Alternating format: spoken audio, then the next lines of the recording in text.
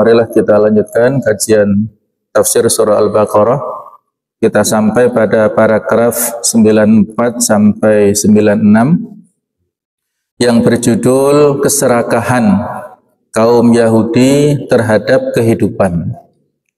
Ini salah satu di antara akhlak buruk, perilaku buruk yang dilakukan oleh orang-orang Yahudi. Mereka mendapatkan kitab kehormatan dan juga kedudukan yang tinggi pada saat itu, tetapi dibalas dengan perlakuan yang tidak sepantasnya. Akhlak mereka, perilaku mereka, muamalah mereka, baik kepada sesama manusia atau bahkan kepada Allah Ta'ala, ya, mereka ghairu mu'addab, ya, tidak memiliki adab sama sekali. Inilah yang harus kita waspadai dari akhlak atau perilaku buruk orang-orang Yahudi. A'udzu billahi minasyaitonir rajim. Qul in kanat lakum ad-darul akhiratu indallahi khalisatan min dunin nas fatamannawul mauta in kuntum shadiqin. Qul, katakanlah wahai Muhammad, in kanat lakum darul akhirah, jika negeri akhirat bagi kalian itu indallahi khalisah, di sisi Allah Ta'ala khusus diperuntukkan bagi kalian min dunin nas, dari selain manusia. Fatamannawul maut, maka mintalah kematian. In kuntum shadiqin, jika kamu orang-orang yang benar. Wala yatamannahu abadan bima qaddamat aydihim, tetapi mereka tidak akan menginginkan kematian itu sama sekali disebabkan oleh dosa-dosa yang dilakukan oleh tangan-tangan mereka. Wallahu alimun bil zalimin, dan Allah Maha mengetahui terhadap orang-orang yang zalim. Wala tajidannahum, dan sungguh benar-benar engkau wahai Muhammad akan mendapati mereka sebagai orang yang ahrasan nas ala hayatin, yang paling tamak akan kehidupan dunia. Wa minal ladzina asyraku, bahkan lebih tamak dari orang-orang musyrik.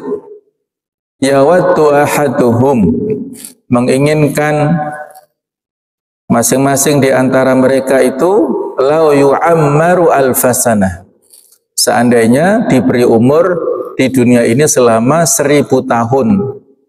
Wa ma huwa bimuzahzihihi minal adzabi ayyu'ammar, padahal umur panjang itu tidak akan menjauhkan mereka dari azab di akhirat atau di neraka kelak. Wallahu basirum bima ya'malu, dan Allah Maha melihat terhadap apa yang mereka kerjakan. Hadirin hadirat rahimakumullah, inilah 3 ayat yang menunjukkan kepada kita tentang keserakahan kaum Yahudi, dan ayat yang semisal dengan ini cukup banyak dalam Al-Quran. Di antaranya di surah Al-Jumu'ah Allah mengatakan, Qul ya ayyuhalladzina hadu in za'amtum annakum awliya'u lillahi min dunin nas fatamannawul mauta in kuntum shadiqin. Katakanlah wahai orang-orang Yahudi, kalau kalian mengklaim, mengaku-ngaku bahwa kalian itu adalah kekasih-kekasih Allah yang lebih Allah cintai daripada manusia, fatamannawul maut, maka silahkan kalian mengharapkan kematian apabila kalian orang-orang yang benar. Dan sama seperti ayat ini, wala yatamannawnahu abadan bima qaddamat aydihim, sama sekali mereka tidak mengharapkan, tidak ingin untuk meninggal disebabkan oleh dosa-dosa yang mereka lakukan. Kalau kita siap menghadap Allah, siap dihisab, siap diperhitungkan amal-amal kebaikan atau keburukan kita, maka kita tidak takut terhadap kematian. Kadang-kadang atau kebanyakan di antara kita takut meninggal dunia karena kita belum siap. Seolah-olah kita kedatangan tamu misalnya, kita cinta atau rindu kepada tamu itu, tapi kalau kita tidak siap, rumah masih berantakan, fasilitas masih ala kadarnya, dan ya kita masih belum siap untuk menemui tamu itu. Bukan ya semata-mata kita tidak suka, tapi kita tidak siap. Nah, seperti itulah kurang lebih ya. Kalau orang yang tidak siap meninggal berarti belum siap bekal yang akan dibawa pada saat hidup sesudah mati nanti. Padahal kematian itu pasti datang sewaktu-waktu, tiba-tiba, tidak ada informasi lebih awal. Dan Allah Ta'ala mengabarkan justru kebalikannya.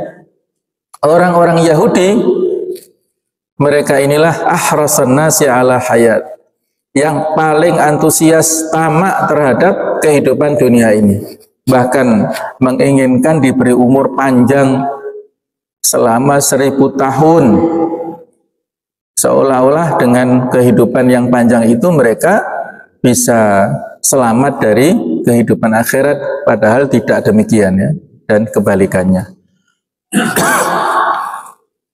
Hadirin hadirat rahimakumullah, sebab turunnya ayat ke-94, Ibnu Jarir at-Tabari meriwayatkan dari Abu Aliyah, katanya bahwasanya kaum Yahudi dulu berkata, tidak akan masuk surga kecuali penganut agama Yahudi. Maka Allah menurunkan firman-Nya di dalam ayat ini, qul, katakanlah wahai Muhammad, jika kamu menganggap bahwa kampung akhirat surga itu khusus untukmu di sisi Allah dan seterusnya ya. Inilah langsung Allah Ta'ala memberikan respon ya. Pernah ya sebelumnya ya, dalam konteks turunnya ayat 94 sampai 96 ini merupakan rangkaian di dalam surah Al-Baqarah yang tergolong dalam surah Madaniyah yang diturunkan di Madinah. Ayat-ayat atau surat Madaniyah ini di antara cirinya adalah tentang redaksi yang ditujukan kepada ahlul kitab dan juga sebagian kepada orang-orang munafik. Kalau surat atau ayat-ayat Makkiyah itu diturunkan untuk orang-orang kafir. Khitab atau redaksinya ya, ada dialog ataupun stressing dalam masalah-masalah akidah untuk memberikan peringatan keras kepada orang-orang kafir yang menolak dakwah Islam pada periode Mekah.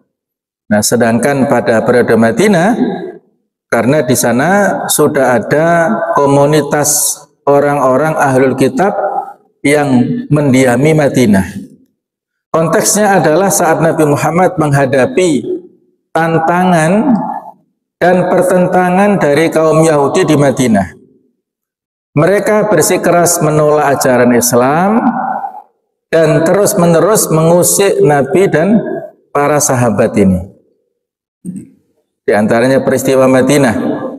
Nabi Muhammad SAW hijrah ke Madinah dan membangun komunitas Islam di sana. Membangun masyarakat baru yang ada di Madinah. Karena di sana sudah menjadi masyarakat yang majemuk, yang heterogen, maka diperlukan perjanjian Madinah atau piagam Madinah. Bahasa Arabnya wathiqatul Madinah. Perjanjian damai antara umat Islam dan kaum Yahudi di Madinah. Namun tidak lama kemudian kaum Yahudi melanggar perjanjian.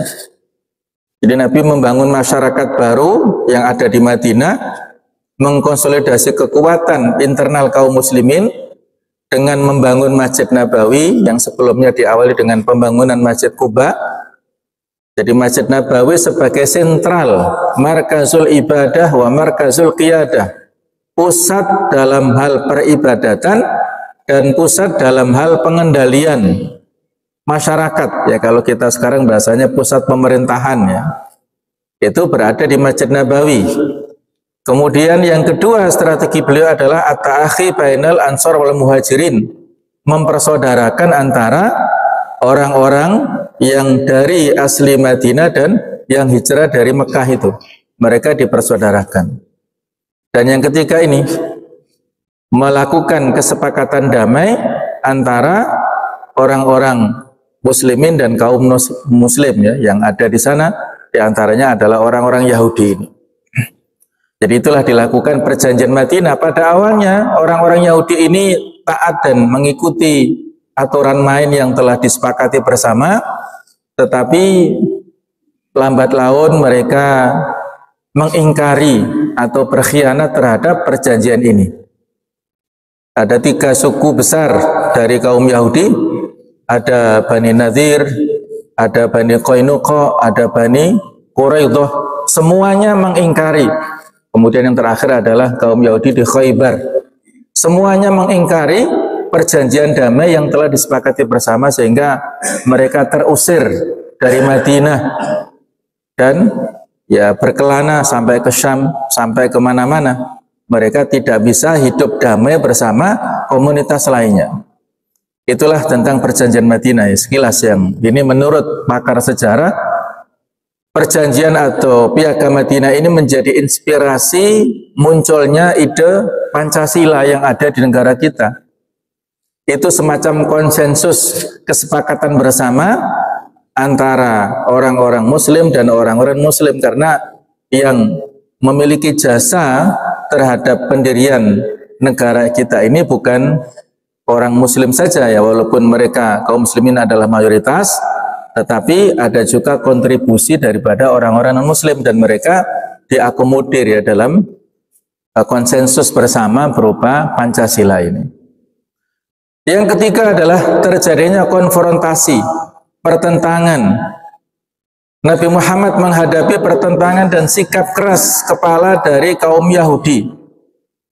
Mereka menentang kesepakatan-kesepakatan yang sudah dilakukan bersama-sama itu, ada saja dengan melakukan pengkhianatan, konspirasi dengan orang-orang kafir Quraisy yang ingin menyerbu Madinah.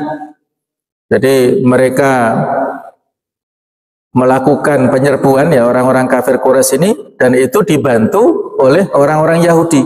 Itulah pengkhianatan yang dilakukan oleh orang-orang Yahudi dengan bekerja sama dengan orang-orang munafikin, dan tidak segan di antara orang-orang Yahudi ini pura-pura masuk Islam, ya.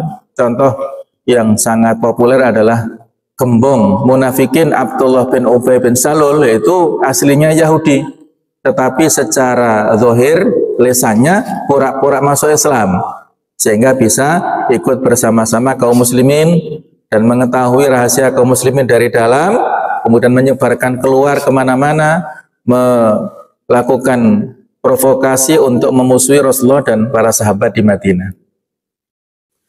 Nah, jemaah sekalian, pada ayat ke-94 ini di sana terdapat tantangan, ya, kepada kaum Yahudi.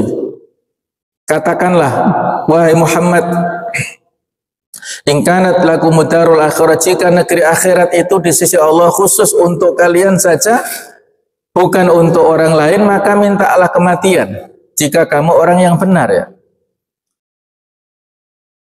Kematian pada saat orang meninggal dunia, walaupun mereka dikuburkan di bawah tanah yang itu masih berada pada area daerah wilayah kita, ya, pemakaman, ada pemakaman khusus, ada bahkan yang dimakamkan di sekitar area kompleks perumahan, atau di sebagian para kiai dimakamkan di kompleks pondoknya. Walaupun mereka berada dekat secara fisik pemakaman itu dengan daerah kita, tetapi alam mereka sudah berbeda dengan alam kita. Mereka berada di alam barzakh. Barzakh itu artinya pemisah. Pemisah antara kehidupan dunia dan kehidupan akhirat. Mereka sudah berbeda alamnya dengan kita. Maka inilah merupakan muqaddimah kehidupan akhirat. Kalau mereka orang-orang Yahudi ini, mereka lebih Allah cintai, mereka disebut aulia, mereka mendapatkan surga Allah Ta'ala di akhirat nanti. Coba ditantang oleh Allah Ta'ala di sini lewat Rasulnya untuk mengharap kematian. Jadi Allah Ta'ala, Nabi memberikan tantangan kepada kaum Yahudi, Allah juga memberikan tantangan kepada mereka untuk membuktikan klaim mereka, pengakuan sepihak dari mereka sebagai umat pilihan dengan cara melakukan perbuatan baik dan menjaga amanah. Dan tantangan ini sifatnya terbuka, ya. Allah menantang kaum Yahudi untuk membuktikan klaim mereka ini secara terbuka. Siapapun silahkan. Apakah kaum Yahudi yang saat itu berada di Madinah atau dimanapun, ya, karena ayat-ayat Quran ini sifatnya berlaku sepanjang masa, bukan hanya pada saat turunnya wahyu di Madinah saja, tapi juga sepanjang waktu, sepanjang masa. Silahkan. Kalau sekarang mereka melakukan banyak sekali kedoliman kepada saudara kita di Palestina, nah, ternyata mereka ini orang-orang yang takut mati. Tentara-tentara Israel ini tentara-tentara yang sangat takut kepada kematian. Mereka stres. Banyak sekali tentara yang mengundurkan diri. Mereka banyak yang cacat secara permanen. Dan direkrutlah tentara-tentara dari kalangan sipil. Nah, ini juga lebih-lebih lagi. Kalau dari tentara asli saja mentalnya, mental yang takut kepada kematian, apalagi dari warga sipil. Mereka hanya mengharapkan gaji saja atau bayaran saja, dan mereka sangat takut terhadap kematian. Yang kedua, perbuatan baik. Allah Ta'ala memerintahkan kaum Yahudi untuk melakukan perbuatan baik sebagai bukti keimanan mereka. Dan yang ketiga adalah menjaga amanah. Allah mengingatkan kepada kaum Yahudi tentang pentingnya menjaga amanah yang telah diberikan kepada mereka. Dan ini sudah berkali-kali kita sampaikan pada ayat di surah Al-Baqarah ini. Banyak sekali amanah-amanah yang Allah Ta'ala berikan kepada kaum ahli kitab, terutama orang Yahudi, yang dilanggar sendiri oleh mereka, ya. Adapun makna ayat ke-94 ini keyakinan palsu kaum Yahudi. Ayat ini menyoroti keyakinan palsu kaum Yahudi, ya. Mereka merasa teristimewa dan memiliki hak istimewa atas Allah Ta'ala, tetapi tidak menunjukkan bukti nyata melalui perbuatan baik dan perilaku yang terpuji. Ada klaim keistimewaan, kaum Yahudi merasa sebagai umat pilihan Allah Ta'ala. Memang itu berlaku pada masanya, ya. Wa anni faddaltukum 'alal alamin, itu firman Allah kepada Bani Israel pada saat zamannya Nabi Musa. Jadi itu berlaku hanya pada syariat atau pada risalah Nabi Musa saja. Dan itu tergeser, ya.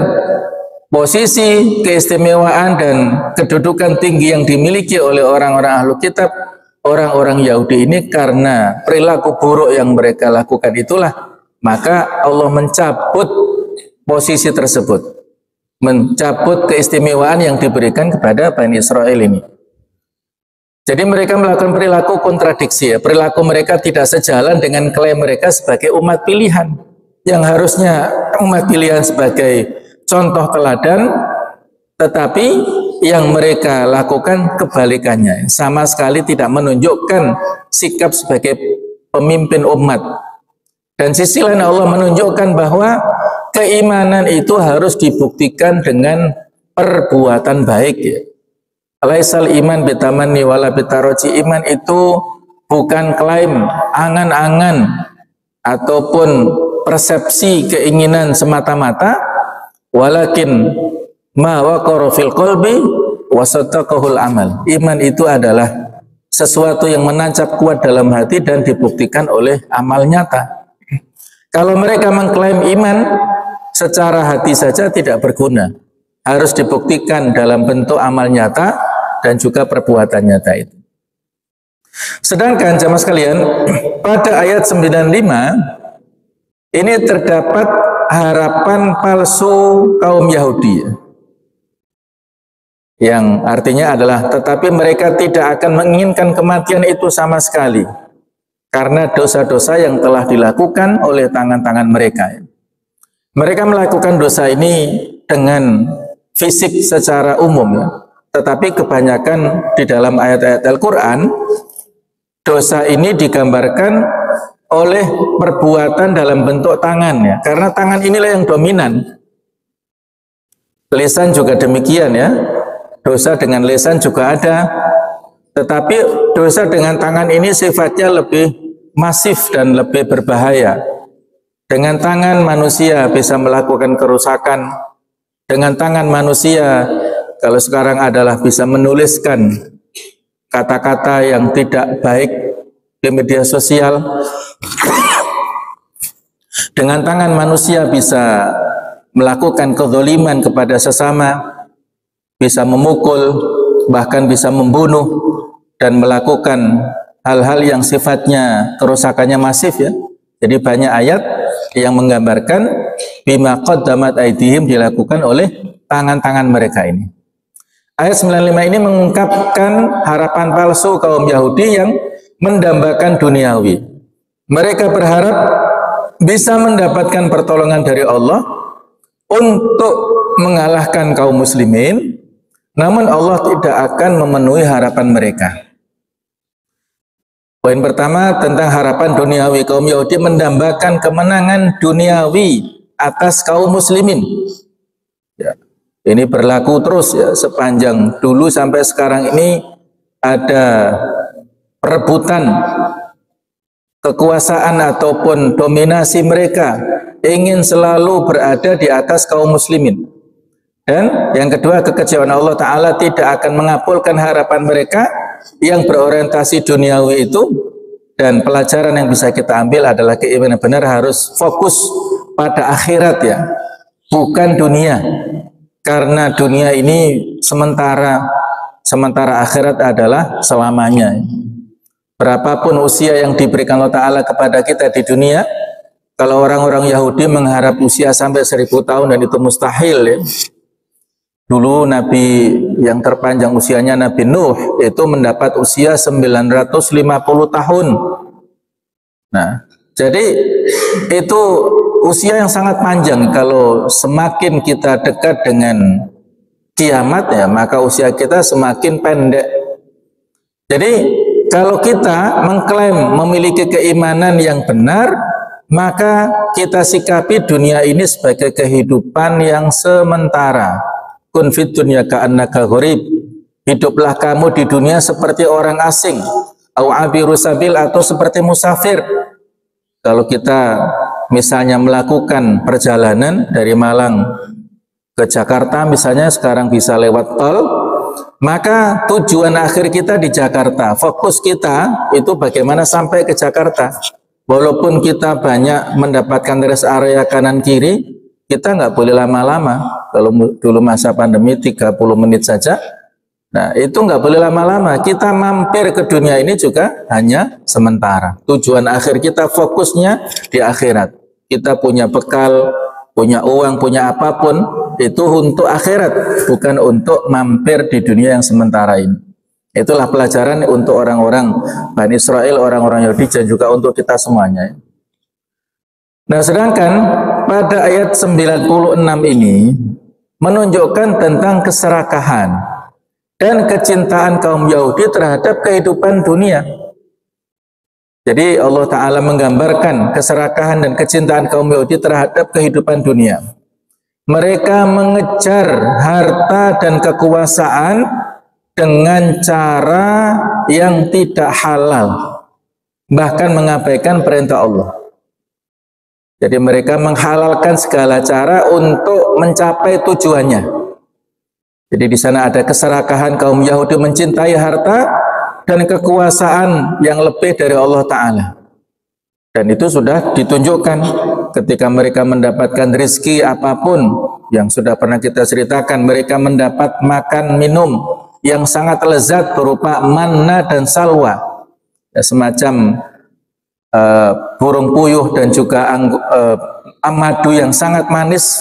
Yang ini adalah merupakan makan minum dari menu di surga, diberikan Allah Ta'ala secara instan kepada orang-orang Bani Israel pagi dan sore. Ya, ternyata mereka tidak mensyukuri nikmat itu. Mereka menginginkan makan minum yang lainnya yang remeh-temeh. Ada kacang, ada bawang, ada sayur-sayuran, itu sesuatu yang remeh. Jadi mereka tidak bisa bersyukur atas nikmat yang besar dan memilih sesuatu yang remeh. Kemudian kehidupan dunia, mereka lebih mengutamakan kehidupan dunia daripada kehidupan akhirat. Dan mereka melupakan akhirat, mereka melupakan dosa dan akibatnya di akhirat nanti. Sehingga seolah-olah mereka abadi di dunia dan melupakan kehidupan yang sebenarnya di akhirat. Berikutnya tentang tafsir dan penjelasan.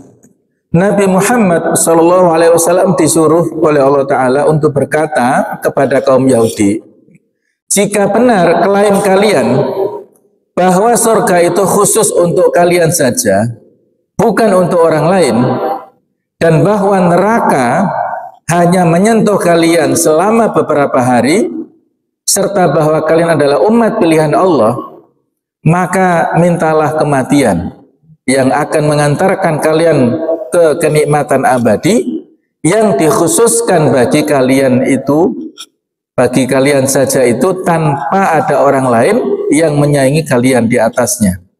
Sebab tidak ada manusia yang enggan terhadap kebahagiaan dan memilih kesengsaraan. Seandainya mereka menginginkan kematian pada saat Nabi SAW berkata begitu kepada mereka, pasti setiap orang Yahudi di muka bumi mati. Ibnu Abbas berkata, sekiranya saat itu mereka menginginkan kematian, niscaya mereka tersedak dengan air liur mereka masing-masing sehingga meninggal. Nah, kematian sangat mudah menurut Allah Ta'ala sebabnya, ya.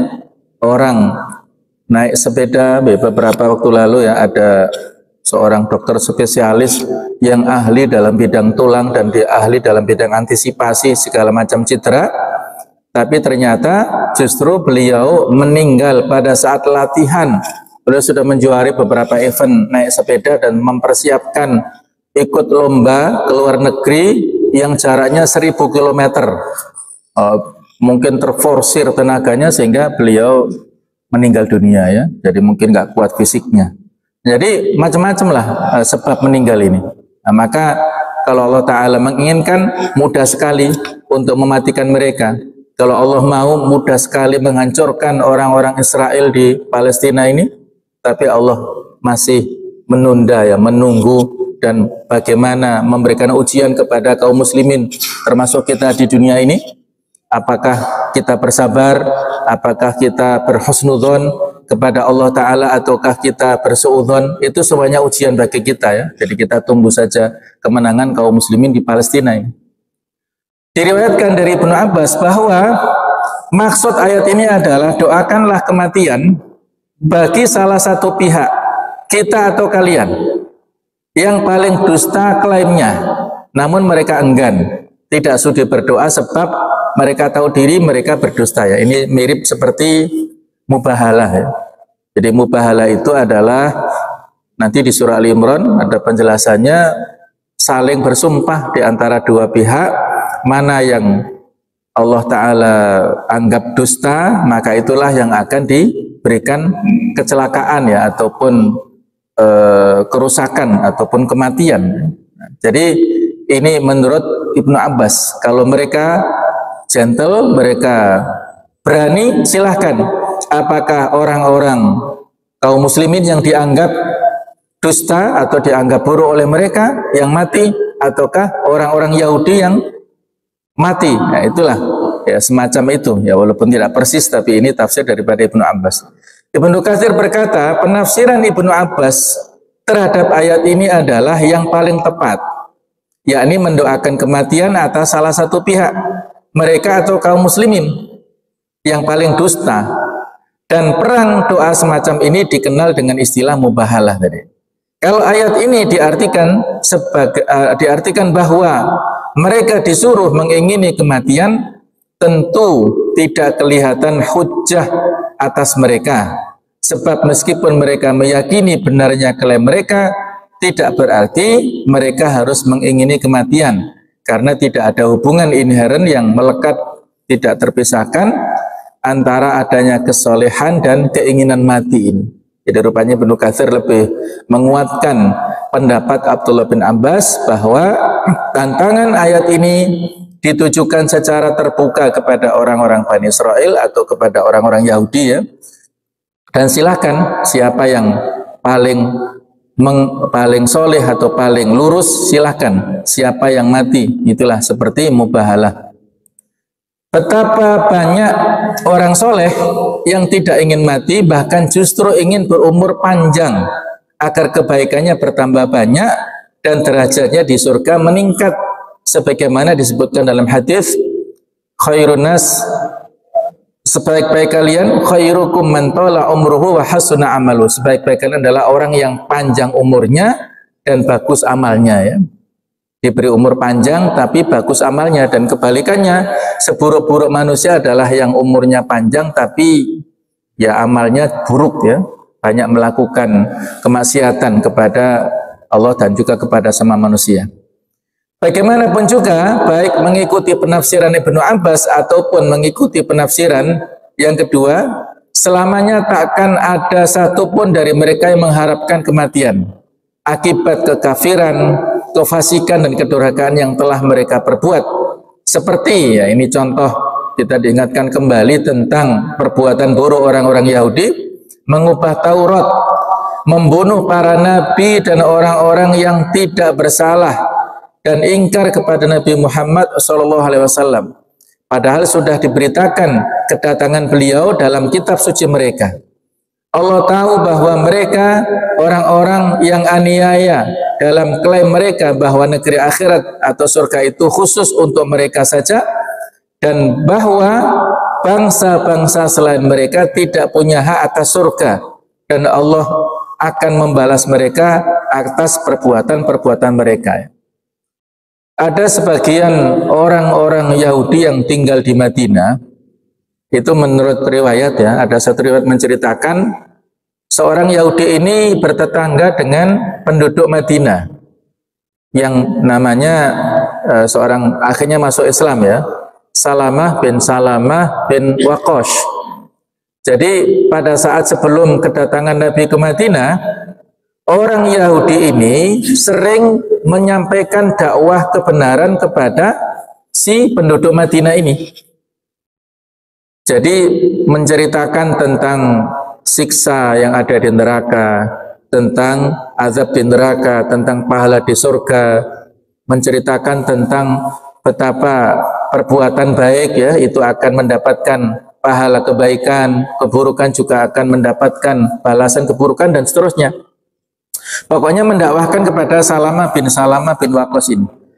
Nah, ironisnya ketika Nabi SAW hijrah ke Madinah, yang masuk Islam menerima dakwah adalah si Salamah yang akhirnya menjadi seorang sahabat ini, dan orang Yahudi ini yang dia alim dalam hal agamanya, tahu tentang kedatangan Nabi akhir zaman, justru tidak menerima kebenaran risalah Islam yang dibawa oleh Nabi Muhammad. Ini kan aneh ya. Jadi orang seperti ini banyak. Jadi para pendeta atau rahib atau rabi orang-orang Yahudi ini yang mereka saat itu ada di Madinah dan di tempat-tempat lain hanya sedikit sekali, mungkin sekitar 5 atau ya tidak sampai 10 mereka menerima dakwah Nabi ya. Dan dalam hadis dikatakan seandainya para pembesar Yahudi, mereka yang faham dalam bidang agama Yahudi itu masuk Islam 10 saja di antara mereka itu, maka akan Islamlah seluruh Yahudi yang ada di dunia saat itu. Dan ternyata Nabi memprediksi seperti ini terbukti ya, tidak sampai jumlah mereka 10, mungkin 5 atau 6 lah. maksimal itu ya, di antara pendeta dan pemuka agama mereka. Jadi betapa menunjukkan kekerasan hati orang-orang Yahudi yang mereka ini disebut Allah Ta'ala al-maghdub alaihim. Mereka tahu kebenaran tetapi tidak menerima. Itulah watak buruk orang-orang Yahudi. Selanjutnya Allah bersumpah atas nama zatnya yang maha tinggi. Demi Allah, pasti kamu dapati kaum Yahudi itu manusia yang paling serakah terhadap kehidupan yang panjang di dunia, ya, di akhirat nanti bahkan lebih serakah dari seluruh manusia di dunia, termasuk orang-orang yang menyekutukan Allah dan tidak beriman kepada adanya kebangkitan setelah mati. Orang-orang musyrik ini dianggap wajar jika mereka menjadi manusia paling serakah terhadap kehidupan, sebab kehidupan dunia inilah satu-satunya kehidupan yang pertama dan yang terakhir menurut mereka. Orang-orang Arab yang musyrik hanya mengenal kehidupan dunia ini, mereka tidak mengetahui adanya kehidupan akhirat. Akan tetapi kaum Yahudi yang rakus terhadap dunia dan materi, masing-masing dari mereka ingin hidup 1000 tahun atau lebih. Bangsa Arab biasa memakai bilangan 1000 ya, kata-kata 1000 ini untuk menyatakan tentang jumlah yang sangat banyak. Sebab tiap orang dari mereka memprediksikan dirinya akan mendapat hukuman Allah di akhirat. Maka dari itulah masing-masing memandang bahwa dunia lebih baik daripada akhirat. Padahal keberadaannya di dunia betapapun lamanya tidak akan menjauhkannya dari keputusan Allah dan siksanya yang pedih. Dan Allah maha mengetahui perbuatan-perbuatan mereka yang sekecil-kecilnya, serta Dia akan membalas dan menghukum mereka, ya. Jadi walaupun mereka umur panjang, tapi ya kalau dibandingkan akhirat tidak ada bandingnya sama sekali. Wa inna yauman inda rabbika ka alfi sanatin mimma ta'udun. Satu hari menurut perhitungan Allah di akhirat itu seperti 1000 tahun pada saat di dunia. Jadi kalau mereka mengharap usia 1000 tahun di dunia, maka di akhirat hanya 1 hari saja. Kalau misalnya kita diberikan Allah Ta'ala usia di dunia ini 60 tahun kurang lebihnya, maka dalam perhitungan akhirat ya hanya sekitar 1,5 jam saja. Jadi sebentar saja kita hidup di dunia ini, dan akhirat itu selamanya. Maka inilah pengingat untuk kita semuanya ya, supaya tidak merasa lama ya di dunia, kita hanya mampir saja tadi. Berikutnya tentang fikih kehidupan atau hukum-hukum. Ayat ini adalah ujian untuk mengetahui kebenaran iman kaum Yahudi, serta untuk membantah klaim-klaim batil mereka yang diceritakan Allah Azza wa Jalla di dalam kitabnya. Misalnya dalam firman-Nya yang artinya, kami sekali-kali tidak akan disentuh oleh api neraka kecuali selama beberapa hari saja. Al-Baqarah 80. Kemudian ayat lainnya, dan mereka kaum Yahudi Nasrani berkata, sekali-kali tidak akan masuk surga kecuali orang-orang yang beragama Yahudi atau Nasrani. Al-Baqarah 111. Kemudian kami adalah anak-anak Allah dan kekasihnya. Al-Maidah 18. Ini klaim-klaim mereka ya. Sama sekali klaim-klaim ini tidak seperti kenyataannya. Jauh daripada kenyataan. Bahan yang diujikan adalah mengingini kematian supaya mereka memperoleh kebahagiaan yang abadi. Mengorbankan jiwa mereka di jalan Allah dan membela agama dan kesuciannya. Hasil ujian ini adalah kegagalan yang pasti, sebab orang-orang Yahudi adalah kaum materialis, ingin tetap hidup di dunia dan tidak suka bertemu dengan Allah. Mereka sendiri pun tidak punya kepercayaan diri terhadap apa yang mereka klaim. Mereka senantiasa berada dalam kegelisahan, kebimbangan dan gangguan mental yang terus-menerus, serta keraguan yang menakutkan mereka dan mengganggu jiwa mereka. Ayat yang mulia ini termasuk salah satu mukjizat yang berisi pemberitaan tentang perkara gaib yang kemudian benar-benar terjadi. Mereka ternyata tidak mau mengingini kematian pada masa Nabi Muhammad. Beliau pernah bersabda, sekiranya kaum Yahudi mengingini kematian, niscaya mereka mati dan melihat tempat mereka di neraka. Jadi merupakan salah satu nubuat ya, prediksi kenabian. Saat beliau menyatakan ini memang belum kelihatan, tetapi pada saat nantinya apa yang beliau prediksikan ini betul-betul terjadi ya, ataupun betul-betul nyata. Allah Ta'ala yang maha mengetahui lagi maha mengenal, melihat dan mengetahui apa yang dilakukan oleh orang-orang ini yang masing-masingnya berharap dapat hidup 1000 tahun. Para ulama berkata, Allah Azza wa Jalla mensifati dirinya dengan kata basir atau maha melihat dalam arti bahwa dia mengetahui semua perkara yang tersembunyi. Dalam bahasa Arab kata basir artinya orang yang mengetahui dan mengenali sesuatu. Contohnya basirun bitibbi, tahu ilmu tentang kedokteran ya, atau pertabiban. Basirun bil fikhi, tahu tentang ilmu fikih. Basir bi mulaqati rijal ya, tahu tentang tata krama kepada orang lain. Nah, jadi basir pakai shad ya, kalau pakai shin itu adalah pemberi kabar gembira. Nah, Allah Ta'ala memiliki sifat basir dan juga Nabi Muhammad memiliki sifat basyir ya, memberi kabar gembira kepada kaum muslimin. Jemaah sekalian, ada hikmah dan pelajaran dari ayat-ayat ini, yaitu memberikan hikmah dan pelajaran berharga bagi kita umat Islam. Kita diajarkan untuk menjaga keimanan yang benar, menghindari perilaku yang tercela dan fokus kepada kehidupan akhirat. Karena keimanan yang sejati harus dibuktikan dengan perbuatan baik dan perilaku terpuji. Kemudian kita menjauhi keserakahan, jangan terlalu mencintai dunia dan harta sehingga melupakan akhirat. Dan kita diharapkan untuk menjaga amanah, penting untuk menjaga amanah yang diberikan Allah Subhanahu wa Ta'ala dalam kehidupan kita di dunia ini ya. Kemudian relevansi kaitan ayat ini bagi kehidupan kita sehari-hari ya. Ayat ini walaupun sudah berlaku pada zamannya Rasulullah dan juga peringatan kepada kaum Yahudi tentang perilaku kakek dan nenek moyang mereka itu ya, tapi tetap relevan pada zaman sekarang. Kita masih bisa melihat berbagai perilaku yang tercela seperti keserakahan, kecurangan dan pengkhianatan. Ayat-ayat ini mengingatkan agar kita tidak terjebak dalam perilaku buruk tersebut. Ya, di antaranya keserakahan. Banyak orang yang tergiur oleh harta dan kekayaan sehingga melakukan perbuatan tercela ya.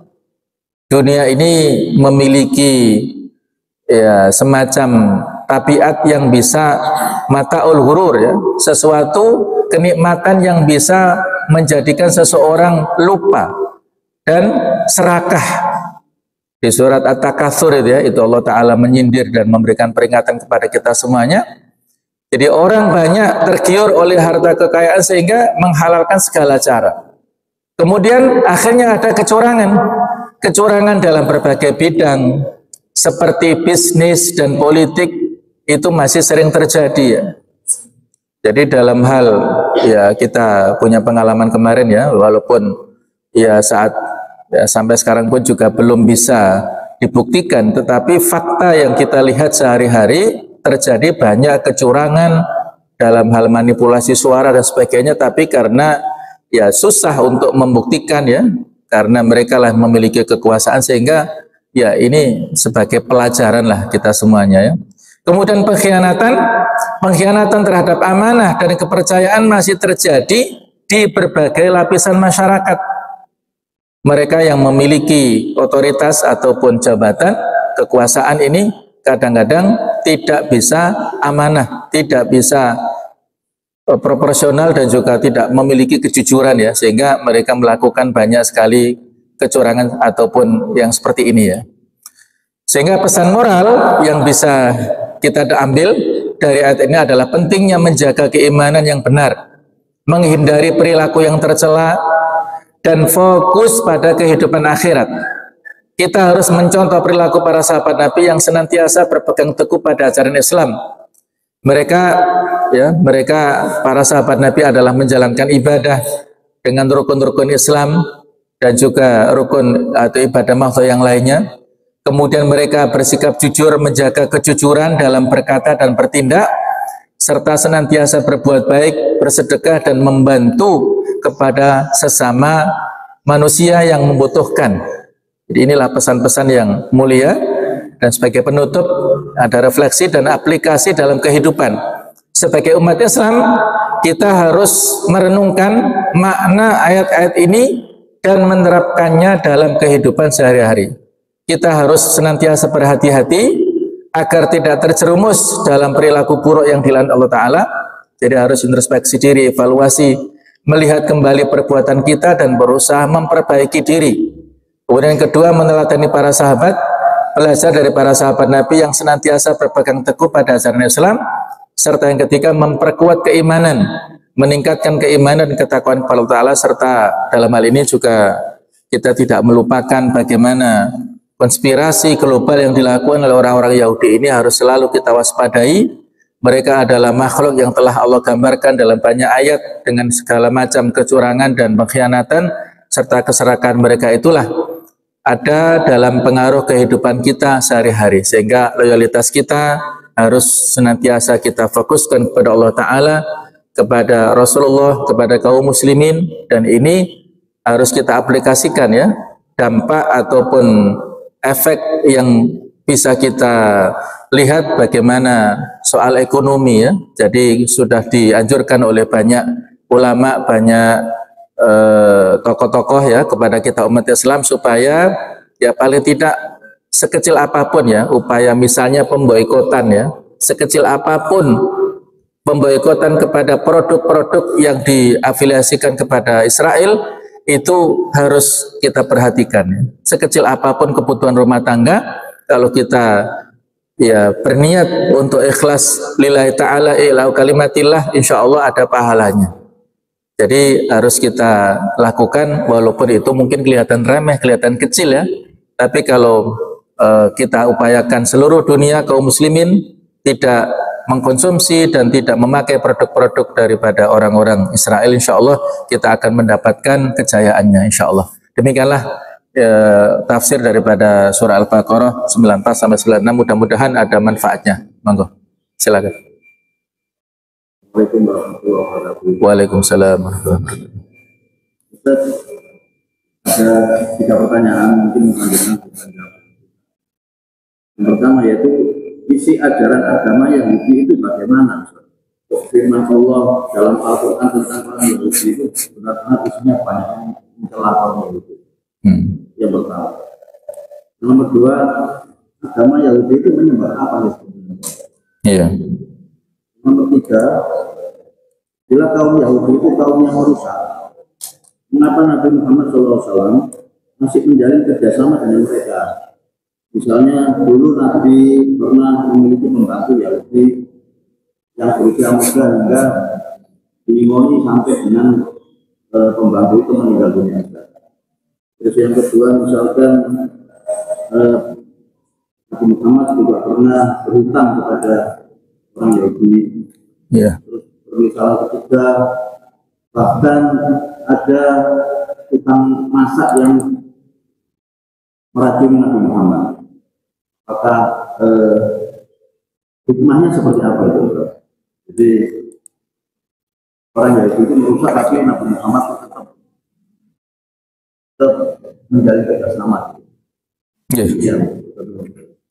Ya, terima kasih ya.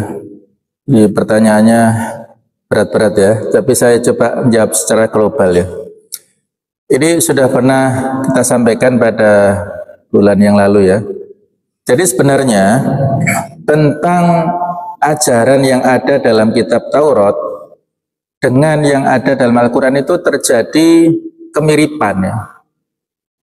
Ya, tentang tauhid, kemudian juga tentang adab kepada Allah, ya, kemudian juga tentang muamalah kepada sesama manusia, ya, menghormati bapak ibu, akhlak, ya, kita menjauhi kemaksiatan, tidak boleh mencuri, ya, tidak boleh bersaksi palsu, dan lain-lain. Ini ada kesamaan karena sebenarnya yang diturunkan kepada Nabi Musa, ya, kemudian juga kepada Nabi Isa dan juga kepada nabi-nabi yang lain itu kan sama ya, risalahnya sama, misinya sama.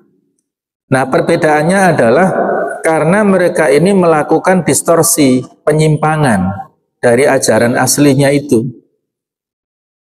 Jadi ajaran asli yang ada kalau di sini adalah perjanjian lama ya. Kalau di Nasrani perjanjian baru. Jadi ini sudah tidak sama lagi dengan tuntunan para nabi dan rasulnya. Berbeda. Karena Allah Ta'ala telah memberikan jaminan untuk Al-Quran ini asli ya. Inna nahnu nazalna dzikra, sesungguhnya kami yang menurunkan Al-Quran. Wa inna lahu lahafidun, dan sesungguhnya kami yang menjaga Al-Quran. Itu Allah jaminan kepada Al-Quran. Jadi asli Al-Quran ini. Tapi Allah tidak memberikan jaminan kepada kitab-kitab samawi dahulu. Kitab Zabur yang mana asli sekarang ini? Allahu a'lam. Kitab Taurat yang asli yang mana, kitab Injil yang mana yang asli, itu tidak bisa ditunjukkan oleh mereka ya. Faktanya mereka berbeda dengan apa yang ada di ajaran-ajaran yang lama ini. Jadi sebenarnya mereka itu disebut adalah ahlul kitab karena mendapatkan kitab-kitab samawi. Mereka juga disebut agama samawi, dan mereka ajarannya sama. Ada wahdatul khaliq, wahdatul risalah dengan agama Islam. Tetapi karena mereka melakukan perubahan-perubahan sehingga yang terjadi seperti sekarang ini. Ya, mereka menyimpang jauh daripada ajaran nenek moyangnya ini. Jadi itulah faktanya, dan walaupun demikian Nabi berusaha masih melakukan hubungan baik dengan orang-orang Yahudi yang saat itu tidak memusuhi. Jadi kan ada klasifikasi ya. Dalam perspektif Islam itu, orang-orang kafir ini kan terbagi 3. Ada kafir dhimmi, kafir yang berada di bawah naungan negara Islam. Kafir di Madinah itu kafir dhimmi. Pembantu yang dimiliki oleh Rasulullah itu adalah termasuk kafir dhimmi. Kemudian ada kafir mu'ahad, orang-orang kafir yang terikat perjanjian dengan negara-negara Islam. Jadi ada penaklukan yang dilakukan oleh Rasulullah dan juga oleh para khalifah sesudah beliau. Mereka berada di mana-mana. Nah, ketika Rasulullah meninggal, itu banyak terjadi fenomena pemurtatan karena negara-negara yang ada kesepakatan damai dengan kaum muslimin itu enggan membayar jizyah atau upeti ya. Itu fenomena pembangkangan pada saat Abu Bakar, sehingga beliau sangat repot ya dengan mengembalikan mereka kepada Islam, kepada kekuasaan Islam. Itu pembangkangan adalah dari orang-orang kafir yang tulen, mereka enggan membayar jizyah. Yang sudah muslim itu enggan membayar zakat ya, karena faktor uang ya, faktor dunia kembali ya. Jadi ini yang kedua, ini kita perlakukan dhimmi dan mu'ahad dengan baik. Yang ketiga, kafir harbi. Nah, kafir harbi ini kafir yang memusuhi. Jadi kalau Nabi tadi memperlakukan baik ya, beliau pada saat berhijrah dikasih tour guide ya dari seorang Yahudi, karena dia tidak memusuhi. Nabi bermuamalah, punya pembantu, anak kecil, kemudian juga punya tetangga, karena masuk kafir dhimmi. Nah, awalnya orang-orang yang kafir di Madinah itu masuk kafir dhimmi, tapi akhirnya mereka berkhianat dan masuk pada kafir harbi, sehingga Nabi melakukan upaya ya defensif dan juga ofensif ya, supaya mereka tidak merajalela, maka mereka diperangi ya, terjadi pengusiran kepada orang-orang Yahudi tersebut. Nah, kurang lebih seperti itulah ya gambarannya ya. Jadi mereka ini PR kita bersama untuk menjadikan kita lebih solid ya di antara kaum muslimin, dan juga lebih bagus keislaman kita, dan jangan sampai ada upaya-upaya tadi loyalitas kepada mereka ya, karena mereka ini sangat menginginkan keburukan kepada kita kaum muslimin ya. Demikian, mudah-mudahan ada manfaatnya. Mohon maaf atas segala kekhilafan. Subhanakallahumma bihamdik asyhadu an la ilaha illa anta astaghfiruka wa atubu ilaik. Wassalamualaikum warahmatullahi wabarakatuh.